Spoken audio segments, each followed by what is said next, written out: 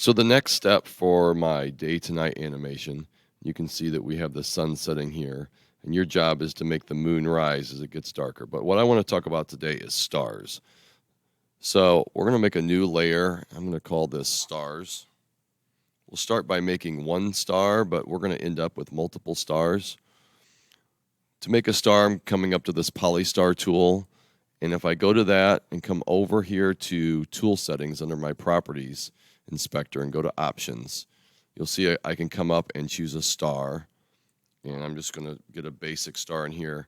Number of sides, obviously, and then the size of the point will determine how spiky your star is. All right, so I'm going to turn that off, and I'm going to just draw myself a star. All right, so there's my star. Good enough.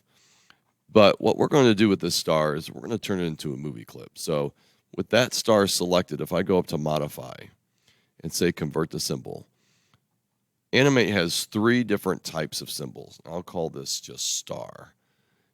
There is movie clip, button, and graphic. Buttons are good if you have like interactivity where you want to have objects that you can click on and roll over and they change what they look like. They animate based on that interaction. A graphic is just a picture that you're treating. If you've been tweening, it's been converting probably some of your drawings into graphic symbols.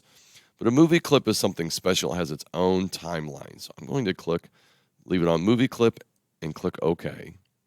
You notice that it gets this blue box around it. Now if I double click on it, down here you're going to notice I have a brand new timeline. And up in the top left-hand corner, you can see I'm in scene 1. I'm inside of my movie clip. So now I can animate this separately, and will animate on its own. So what I'm going to do is just go out to 15, right-click and say Insert Keyframe. And I'm going to add in here a classic tween. It's going to ask to convert it to a symbol. Fine. Now I have this tween.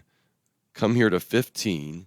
And under my properties, under color effect, I will go to alpha and have that go to 0. So now my star is going to fade out.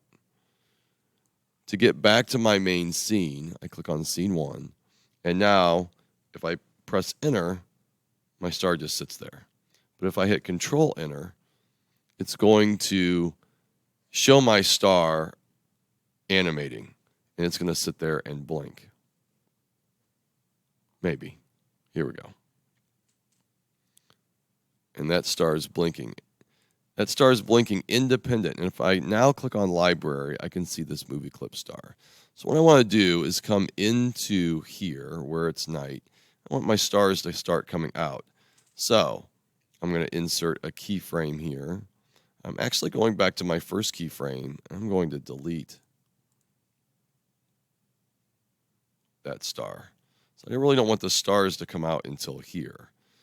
I can drag out more stars. Let's add another keyframe. I'm going to drag out another star.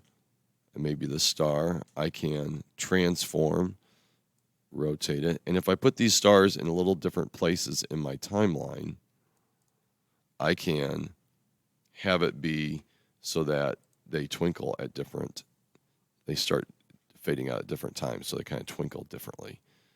Insert a keyframe here. I'll bring in another star, and then I'm just going to make that smaller. And then you can see what that looks like.